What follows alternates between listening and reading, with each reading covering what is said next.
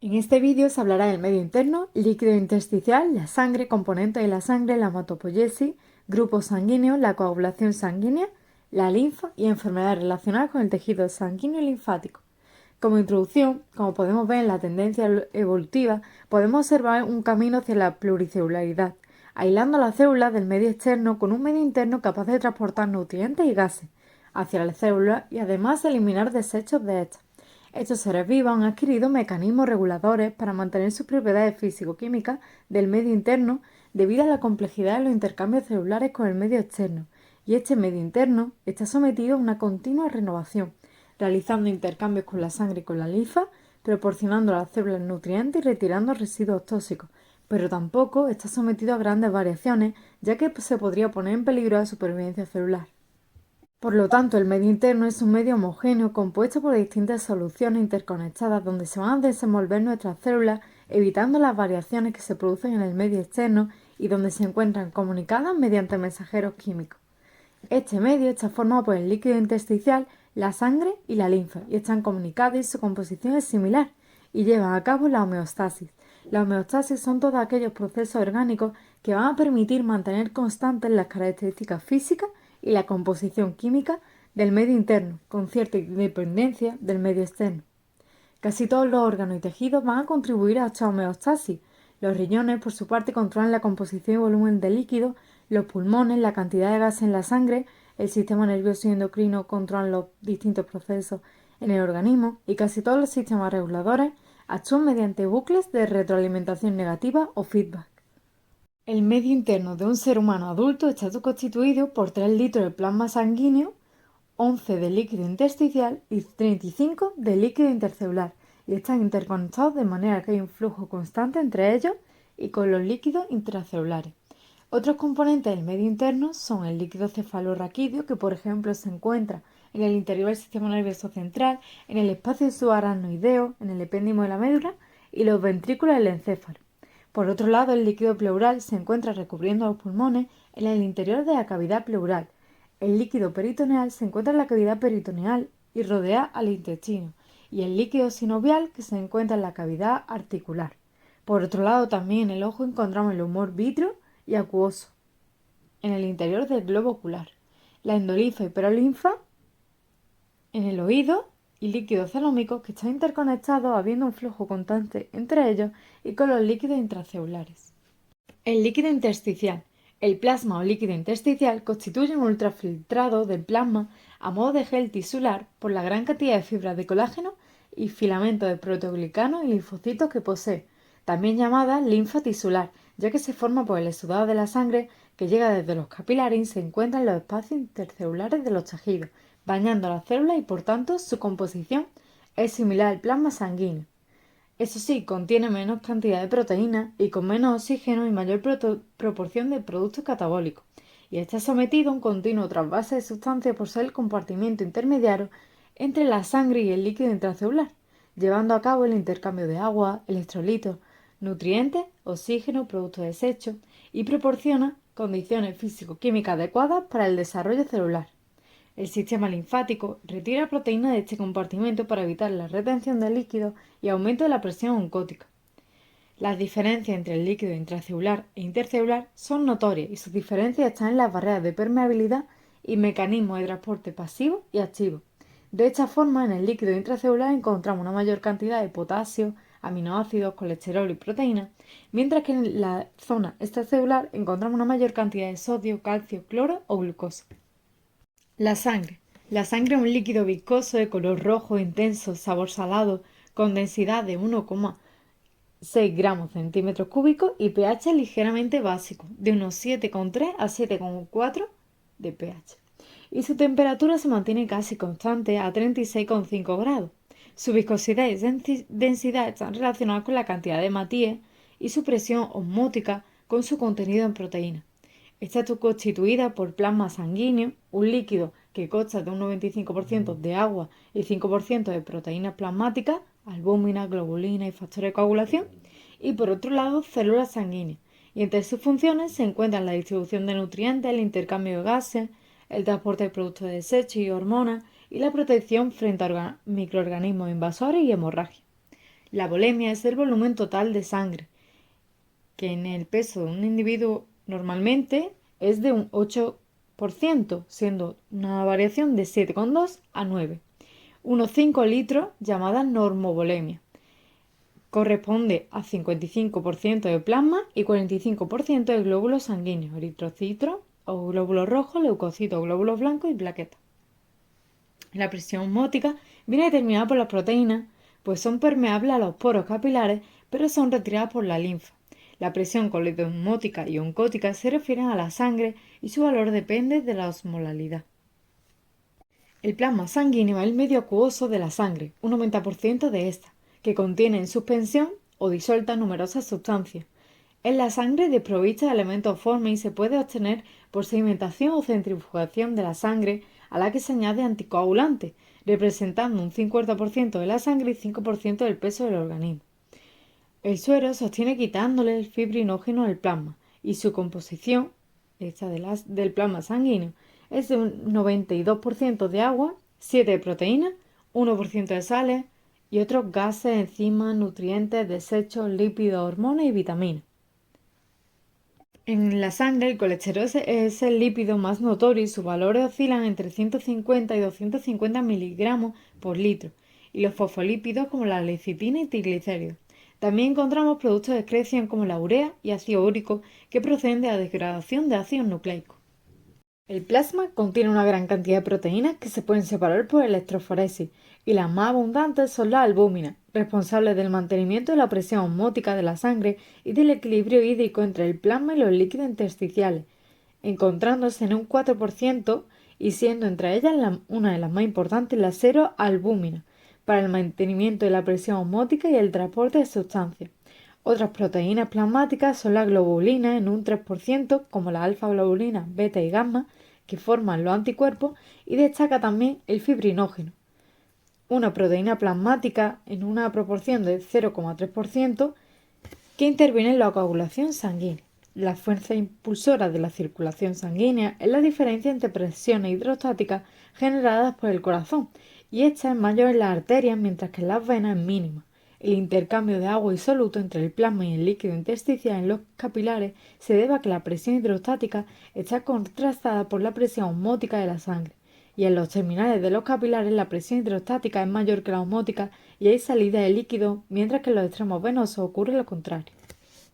Elementos forma de la sangre. Como hemos comentado anteriormente, los componentes globulares de la sangre son glóbulos rojos eritrocitos, glóbulos blancos leucocitos y plaquetas.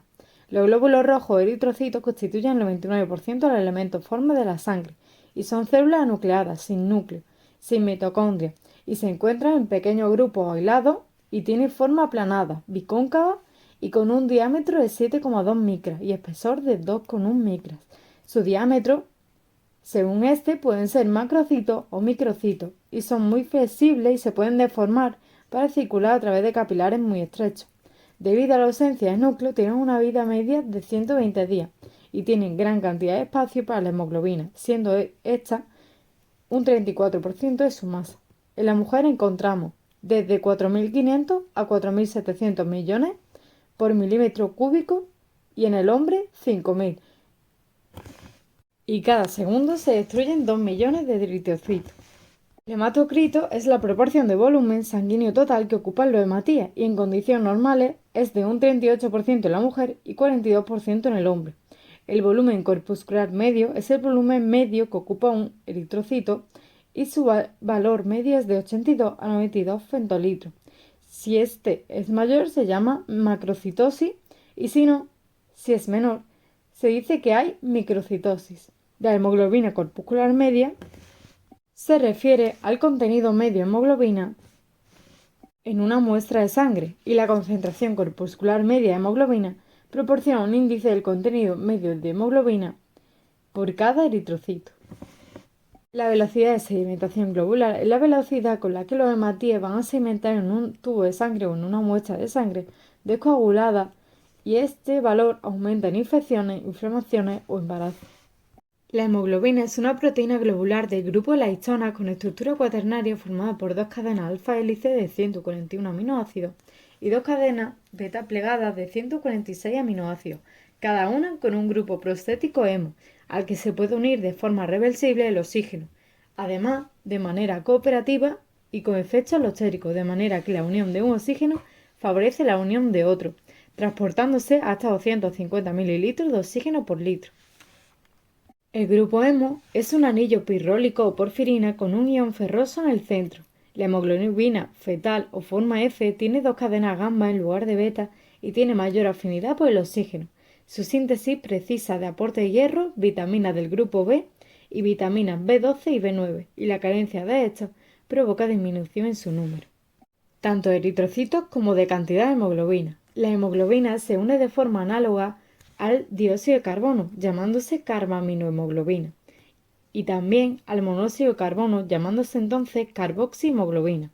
El CO2 se une en sitios distintos al oxígeno, pero el monóxido de carbono sí que se une a los mismos lugares y además posee mayor unión de afinidad con la hemoglobina, impidiendo su unión con el oxígeno y provocando entonces la muerte por asfixia.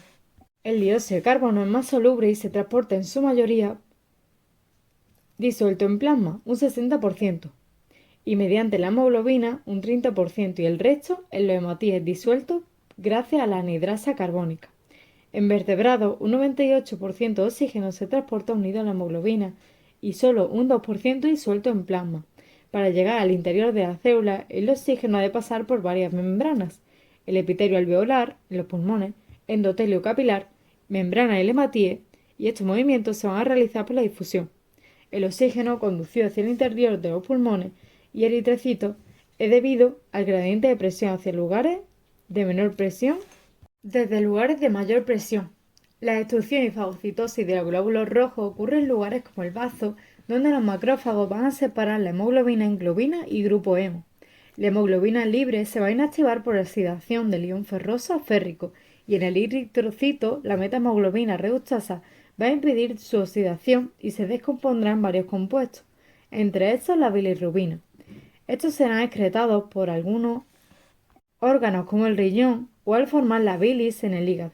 La globina es transformada a aminoácidos y el grupo hemo se va a escindir en hierro y el pigmento biliverdina, que será transformada en bilirrubina y será liberada aportando color a las heces y orina. El hierro liberado se va a combinar con la apoferritina formando ferritina para poder almacenarse, y si estos niveles son bajos en sangre, se libera de esta y es transportado por la transferrina, donde circulará por la sangre hasta lugares necesarios. Los glóbulos blancos o leucocitos son células nucleadas de forma cambiante debido a la emisión de pseudópodos y se clasifican en dos grandes grupos según la afinidad de sus gránulos citoplasmáticos: granulocitos y granulocitos. Su número generalmente en el adulto se encuentra entre 5.000 y 9.000 por milímetro cúbico, y una alteración de este número está asociada a patologías. Los recién nacidos presentan mayores cantidades de leucocitos y también en el embarazo hay neutrofilia. Los granulocitos o polimorfonucleados tienen el núcleo dividido en varios lóbulos y su vida media es variable, de horas a días. Tienen lóbulos unidos por puentes de cromatina y pueden ser de tres tipos distintos: neutrófilos, eosinófilos y basófilos. Los neutrófilos representan un 60% del total de glóbulos blancos y tienen el núcleo plurilobulado, con numerosas granulaciones y se tiñen con colorantes neutros. En su membrana poseen receptores para la inmunoglobulina G. Su función es fagocitar restos celulares, patógenos y partículas extrañas, y presentar en su membrana antígenos a los linfocitos. Los neutrófilos y macrófagos poseen una serie de características y funciones comunes: la diapédesis, movimiento ameboide, quimiotaxis y fagocitosis. La diapédesis es la capacidad para atravesar la pared capilar mediante el movimiento ameboidal, pasando a los tejidos. El movimiento ameboide les permite formar pseudópodos. La quimiotaxis es la atracción hacia lugares de inflamación en los tejidos por sustancias químicas producidas por las bacterias, tejido inflamado o derivadas del sistema del complemento, mediante la citoquina. La fagocitosis es la capacidad de ingerir partículas extrañas sólidas. Los eosinófilos o acidófilos representan del 1 al 3% de glóbulos blancos y tienen núcleo bilobulado, granulaciones poco numerosas y mayores, y tienen en su membrana receptores para la inmunoglobulina E. Fagocitan proteínas extrañas y complejos antígeno-anticuerpos y liberan sus gránulos al exterior actuando contra patógenos grandes no fagocitables como los gusanos endoparásitos o interviniendo en la alergia. Se colorean con la eosina y colorantes ácidos, y su número aumenta en infecciones por parásitos y crisis alérgicas, donde actúan neutralizando el efecto de la histamina. Desempeñan un papel importante en las infecciones por el minto y secretan enzimas que atacan la membrana externa de estas. Anulan el efecto destructivo de las reacciones alérgicas mediante factores que van a inhibir la degranulación de los mastocitos, de modo que en caso de alergia su número aumenta. Los basófilos representan un 1% de los glóbulos blancos y tienen núcleo voluminoso y polilobulado con grandes granulaciones y se tiñen de azul con colorantes básicos como la hematocilina. Se llaman mastocitos, células cebadas en el tejido conjuntivo y tienen receptores de membrana para la inmunoglobulina G. Liberan histamina, una proteína vasodilatadora responsable de la inflamación de tejido y ataques de asma, serotonina, que es un vasoconstrictor contra los parásitos y en respuesta alérgica, y también liberan heparina, anticoagulante en la prevención del taponamiento de los vasos sanguíneos. El contacto con el alérgeno va a provocar una liberación de histamina, mediadores vasoactivos y produce reacción de hipersensibilidad y sustancias también que van a atraer a los eosinófilos a la inflamación.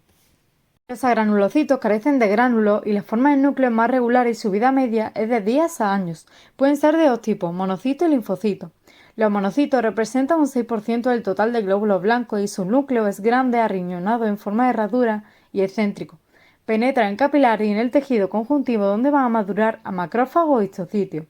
Estos son muy especializados en la fagocitosis y adquieren una gran movilidad. Forman entre todo el sistema retículo endotelial, fagocítico mononuclear o monocito macrófago.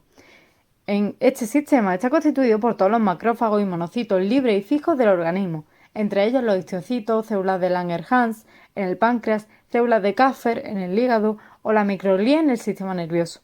Los fijos se encuentran en los ganglios, alveolos pulmonares, sinusoides hepáticos, médula ósea y bazo. Los macrófagos tienen gran cantidad de lisosomas y mitocondrias y están especializados en la presentación de antígenos. Los neutrófilos y macrófagos son los primeros en atacar a cualquier agente extraño y son destruidos en la fagocitosis, por lo que en casos de infección grave aumenta el número de neutrófilos en sangre periférica, también llamada neutrofilia. Fagocitan grandes partículas como restos celulares, agentes patógenos y en sus membranas presentan a los antígenos foráneos, APC, a los linfocitos. Además, liberan agentes antivirales, linfocinas y sustancias bacteriolíticas. Los linfocitos representan un 30% del total de glóbulos blancos y el 80% de estos son linfocitos T. Su diámetro es variable y su forma esférica y según su función y lugar de formación pueden ser linfocitos grandes granulares o agranulares. Son las células responsables de la inmunidad específica o adquirida y se hacen inmunocompetentes en la médula en el caso de los linfocitos B y en el timo en el caso de los linfocitos T, adquiriendo en su membrana receptores específicos para unirse al antígeno de forma específica. Tienen capacidad de quimiotaxis y diapédesis, pero no fagocitaria. Cada vez que un antígeno activa un linfocito T, se producen descendientes idénticos sensibilizados formando un clon o colonia, y la mayor parte de los antígenos activan a la vez a linfocitos T y B. Los linfocitos B llevan a cabo la inmunidad humoral. Los receptores de superficie de estos son anticuerpos o inmunoglobulinas que al ser activados por el antígeno específico van a transformar el linfocito B en células plasmáticas y estas van a producir anticuerpos específicos hacia este. Los linfocitos T se diferencian en dos subtipos según los marcadores de superficie. Todos los linfocitos T tienen el marcador de superficie CD3, pero los colaboradores o helper tienen además el CD4 y los citotóxicos el CD8. Los linfocitos grandes granulares tienen algunos gránulos y núcleos más pequeños y entre ellos están las células natural killer que destruyen células infectadas por virus o tumorales. Los linfocitos agranulares pueden ser de dos tipos, los linfocitos T que maduran en el timo y pueden ser de tres tipos. Células T citotóxicas o CD8 que destruyen células con antígenos extraños, células T auxiliares o CD4 que cooperan con otros tipos de linfocitos o las células T supresoras o CD8 que inhiben la respuesta inmunológica. Las plaquetas o trombocitos son corpúsculos citoplasmáticos anucleados que derivan de mecacariocitos y de forma variable, de unas 2 o 4 micras, y se encuentran en un número de 150.000 en caso de varón a 400.000 en el caso de la mujer. Su duración media es de 8 a 12 días e interviene en la hemostasia o control del sangrado formando trombos o tapones y son eliminados por los macrófagos en el bazo. Hematopoiesis es el proceso de formación, maduración y pasa a la circulación sistémica de las células sanguíneas. Todos los elementos forma de la sangre proceden de una única célula llamada célula madre multipotente o hematopoyética, que en el feto se va a encontrar en el hígado, bazo o ganglio linfático y durante la vida adulta en el tejido hematopoyético de la médula ósea, en el interior de algunos huesos donde con la edad va perdiendo productividad. Esta célula da lugar a células precursoras y producen millones de elementos formes a cada hora.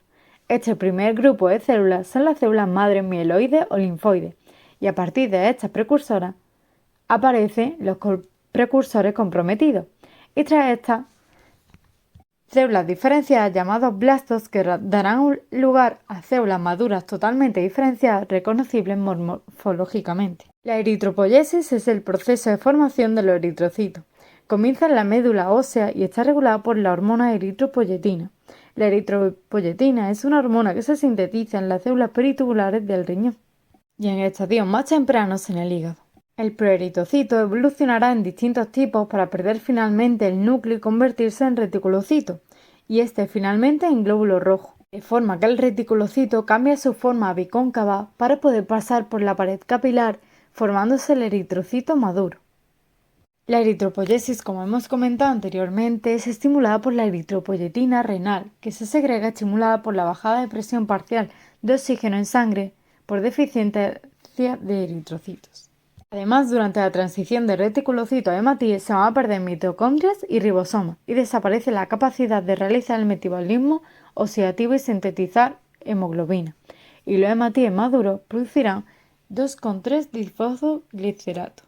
De este modo, la eritropoyetina es el principal factor estimulador de la producción de hematíes. Se produce en los riñones y el resto en el hígado y estimula la diferenciación de células progenitoras a proeritoblastos.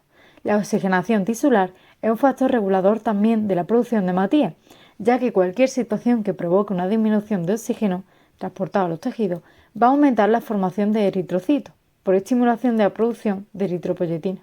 La vitamina B12 y ácido fólico, vitamina B9, también son necesarias para la maduración de hematíes. Destrucción de los glóbulos rojos. Sobre esto aparecerán ciertos azúcares terminales en sus membranas y algunos serán fragmentados por lisis intravascular y otros fagocitados por macrófagos del sistema retículo endotelial, del bazo, timo e hígado. Parte de la hemoglobina se va a degradar en el hígado y en otros órganos. En primer lugar, se separan los grupos postéticos hemo de las cadenas polipeptídicas. Estas cadenas son recicladas y estos grupos hemo son degradados mediante la hemosigenasa, produciéndose distintos pigmentos biliares como la porfirina o biliverdina, que se van a transformar por enzimas en bilirrubina. Casi toda la bilirrubina extrahepática va a llegar al hígado solubilizada en el plasma sanguíneo por la seroalbúmina. En la célula hepática se unirá a diversos azúcares formándose moléculas conjugadas que se van a excretar por la bilis y su posterior eliminación por la heces. Por otro lado, la destrucción en leucocitos parece estar relacionada con la salida de enzimas liposómicas hacia el citoplasma, provocado por enzimas bacterianas capaces de destruir las membranas. La muerte de los linfocitos autorreactivos y de innecesarios tiene lugar por apoptosis o muerte programada, y puede ser por desaparición de interleucina 2 cuando se ha eliminado el agente infeccioso, o puede ser porque los linfocitos se hayan unido a un antígeno fabricando grandes cantidades de proteína Fas y su ligando de superficie, y a los pocos días se señala el comienzo de la apoptosis en células activas. La muerte del leucocito activo es esencial para evitar enfermedades de autoinmunidad y disfunción.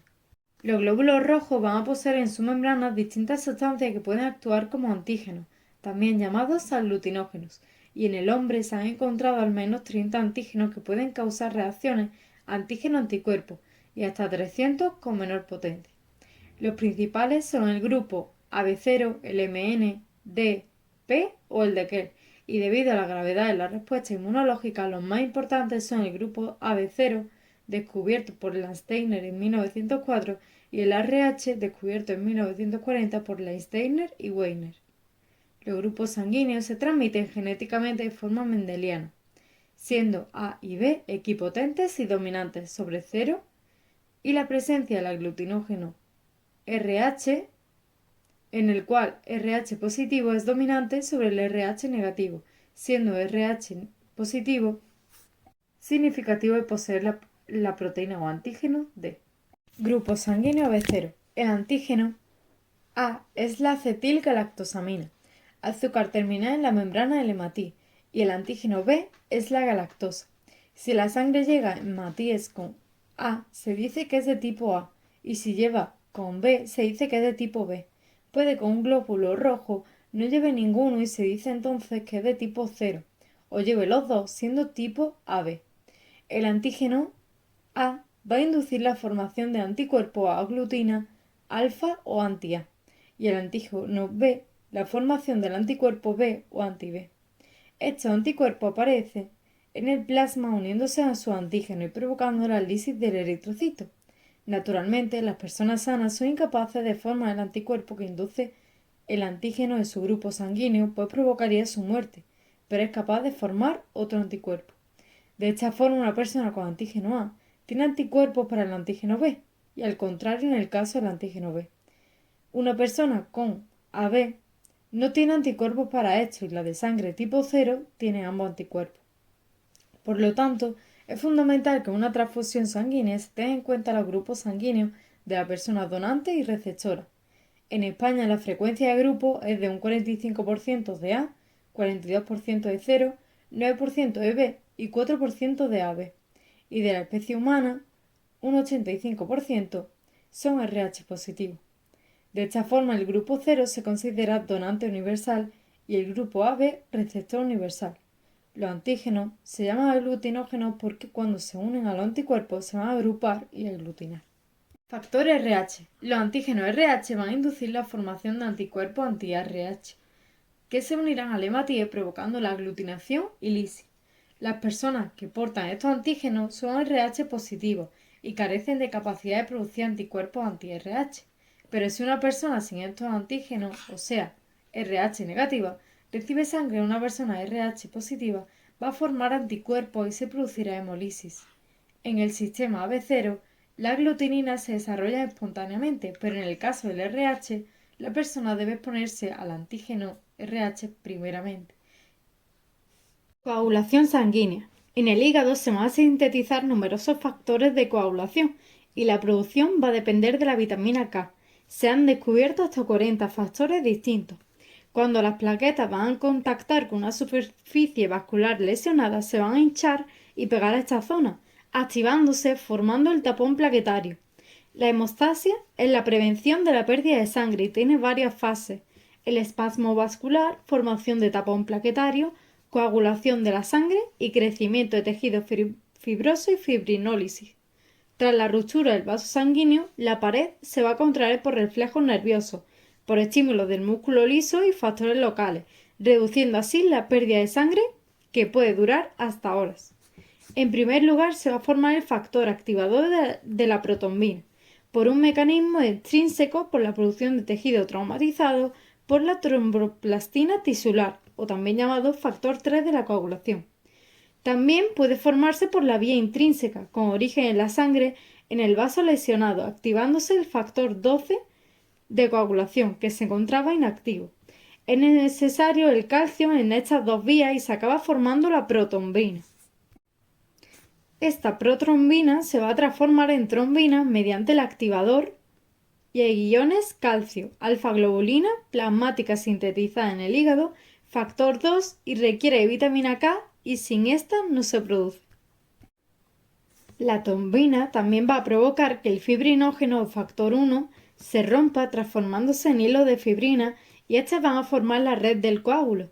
Las plaquetas van a quedar atrapadas en este y van a secretar el factor estabilizador de la fibrina. En este coágulo van a quedar atrapados los elementos forma de la sangre y tras su formación se produce la retracción del coágulo, expulsando el suero. La hemostasia final ha concluido y tras varios días del coágulo, entre las globulinas del plasma se encuentra el plasminógeno y este será activado y transformado en plasmina que como enzima proteolítica va a digerir la fibrina disolviendo el coágulo. La linfa se encuentra bañando los órganos y vasos linfáticos. Está constituida a partir del ultrafiltrado del plasma, que pasa de los capilares a los espacios intercelulares de los tejidos, pero su concentración en proteínas es menor y posee corpúsculos de grasa y lípidos, además de un número elevado de leucocitos. Se va a formar a partir del exudado de plasma intersticial a través de los capilares linfáticos, enriquecidos con lípidos absorbidos del intestino. La función es el transporte de lípidos y la defensa del organismo. Esta linfa contiene una gran cantidad de grasa ya que es la encargada, a partir de los vasos quilíferos en el intestino, de absorberla. La mayor parte del líquido intercelular regresa a los capilares venosos, pero una pequeña porción llegará a los capilares linfáticos que se van a reunir en vénulas y venas linfáticas desembocando en la vena subclavia izquierda. En los vasos linfáticos van a circular moléculas de alto peso molecular y que son retiradas de los tejidos evitando los edemas, es decir, la retención de líquido. Los ganglios linfáticos son órganos que se sitúan a lo largo de los vasos linfáticos y su tamaño aumenta con la respuesta inmune. Su estructura se divide en corteza y médula, dividida por trabéculas, y sus principales funciones son la actividad fagocitaria en macrófagos, interacción de linfocitos circulantes con antígenos que transportan la linfa y agregación, activación y proliferación de linfocitos B y T tras la estimulación antigénica adecuada. El timo es un órgano linfoide que se va a localizar en la zona baja del cuello y es más activo durante la infancia, tras la cual va a sufrir una involución, y sus principales funciones son el desarrollo de linfocitos T inmunocompetentes a partir del linfocito de la médula ósea, la proliferación de clones de células T maduras que van a nutrir a los linfocitos circulantes, el desarrollo de la autotolerancia inmunológica y la secreción de hormonas y factores solubles. El bazo es un órgano muy irrigado por vasos sanguíneos capaz de aumentar su volumen acumulando sangre en una complicada red de vasos sanguíneos llamada la pulpa esplénica, y en ella se van a encontrar nódulos linfoides o pulpa blanca, formadora de linfocitos. Entre sus funciones destaca la destrucción de glóbulos rojos, la formación de linfocitos, la cooperación celular entre macrófagos, linfocitos T y B y ser reservorio de sangre. El bazo es un órgano muy irrigado por vasos sanguíneos capaz de aumentar su volumen acumulando sangre en una complicada red de vasos sanguíneos, la pulpa esplénica, y en ella se van a encontrar nódulos linfoides o pulpa blanca, formadora de linfocitos. Entre sus funciones destaca la destrucción de glóbulos rojos, formación de linfocitos, cooperación celular entre macrófagos, linfocitos T y B y ser reservorio de sangre. Las proteínas de gran tamaño en el espacio intercelular podían provocar un aumento de la presión oncótica, provocando la retención de líquido, el edema tisular y la pérdida de presión en el sistema circulatorio, y este drenaje lo permite el sistema linfático. Los capilares linfáticos se van a unir formando venas linfáticas, y estas poseen válvulas semilunares que van a impedir el retroceso y engrosamiento. Los ganglios linfáticos. A cada ganglio van a llegar varios vasos aferentes, pero solo un eferente o dos. Los ganglios son abundantes en el cuello, axila e ingle y son formadores de linfocitos. En ellos se va a filtrar la linfa y aquí las células inmunitarias van a destruir virus, bacterias y células cancerosas. En los vasos quilíferos de las vellosidades intestinales se van a absorber ácidos grasos y van a desembocar en la cisterna de Pequet, donde también llegan vasos de las piernas y abdomen. Y desde aquí partirá el conducto torácico, que va a desembocar en la vena subclavia izquierda y recoge la mitad izquierda del tracto superior. El otro gran conducto es la vena linfática, que va a recorrer toda la linfa de la zona superior izquierda.